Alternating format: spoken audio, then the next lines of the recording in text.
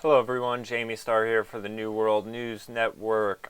This video, I want to cover something. Now, I've mentioned it in other videos. There was a time period where friends of mine were doing this sort of open mic DJing thing at a local gay bar. And I was good friends with the bartender there, so I would perform at these events, and it helped me greatly. It led to a bunch of other events, and the gay community in my area is one of the more welcoming scenes. You know, there's made lots of friends through the whole thing and everything. So I am friends with a lot of these people on Facebook. I reactivated my Facebook because I'm a moron and because I use it for signing into other apps that I can't do otherwise. So it is reactivated right now.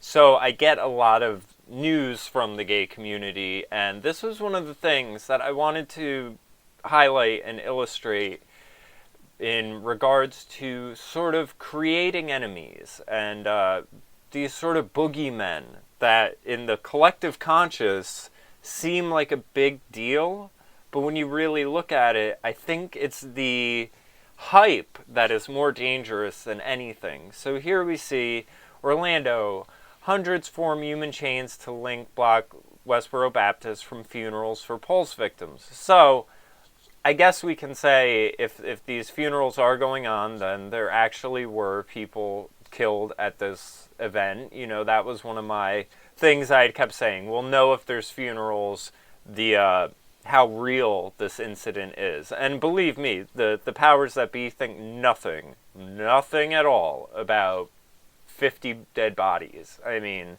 you're a human resource. You are completely expendable to the powers that be.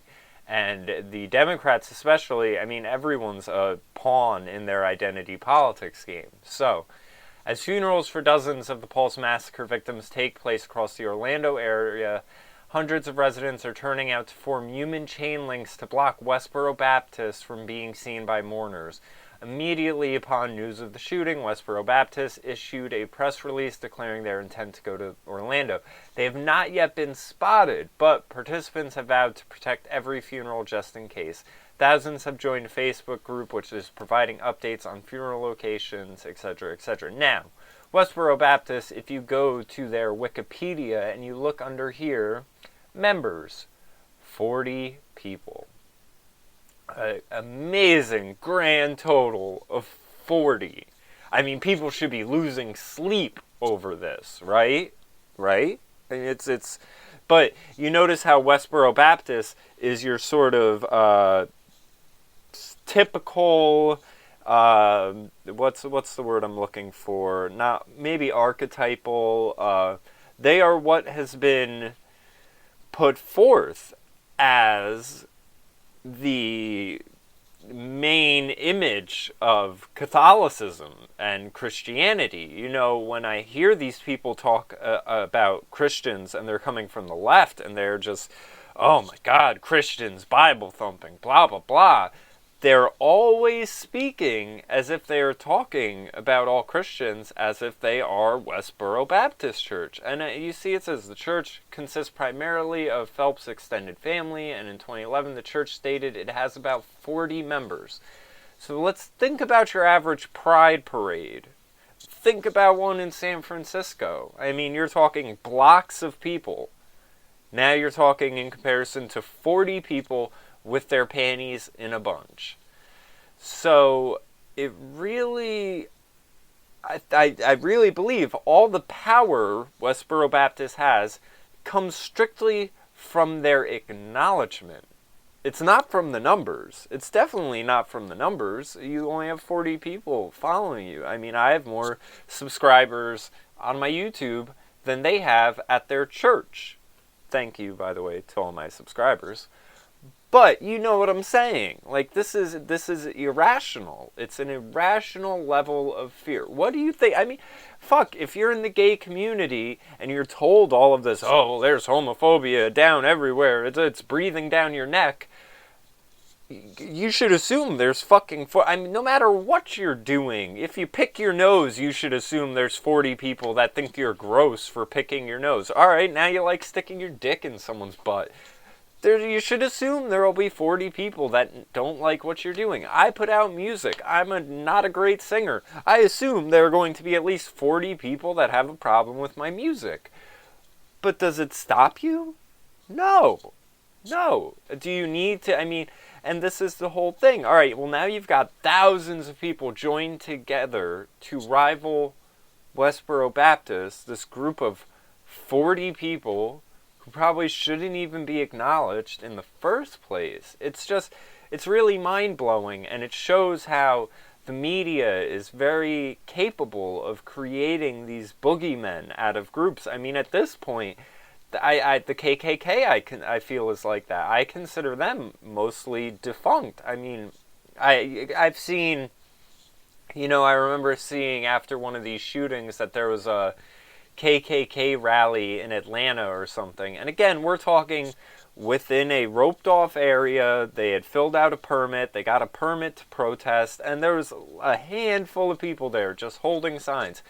Fuck, you have a handful of people pacing around in a circle holding signs. They're not doing anyone to anything. They're just fucking circle jerking their own hateful egos. So we really have to keep perspective on what is a tangible threat and what's a boogeyman. Tangible threats are like government infringing on your rights, the over-policing, the enforcement of victimless crimes. Those are tangible threats. Tangible threats are well-funded, radical, left-wing groups like Black Lives Matter saying they have a plan to shut down the election so Obama can stay in office. That's a tangible threat.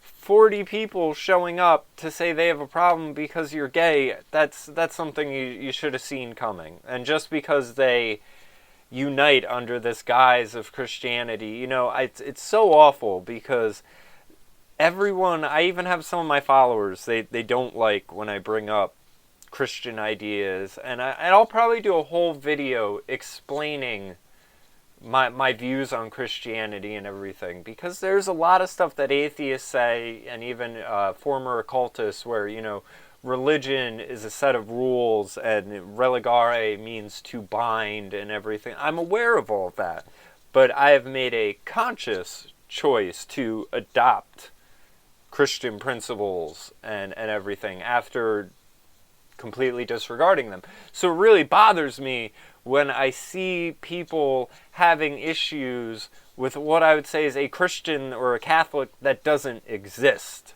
Because when people fully understand the writings in the Bible, the historical context, and Jesus, no matter what, whether you want to take him as being a literal person or this magical superhero type person, or as I see him, where I see him as an anarchist who was standing up against a tyrannical government, he wasn't high and mighty. He didn't have his nose in the air. In fact, he was mostly surrounded by prostitutes and crooks, because that was his whole thing. He knew that people had a tendency towards sin, and he was trying to show them that, if we can acknowledge these degenerative behaviors, we can stray away from doing them.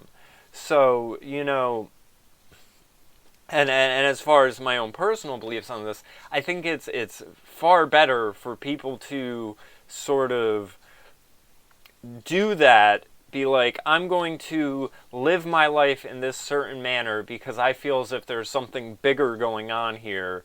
And again, this doesn't have to be specific to deities or a religion, but I find it as better for society and myself personally if well, I'm not going to kill people because I believe in a sense of karma or I believe in a sense of judgment, rather than, because your other option is because the government said so. So I, as a man, am not going to do this because another man will assert his power and judgment on me.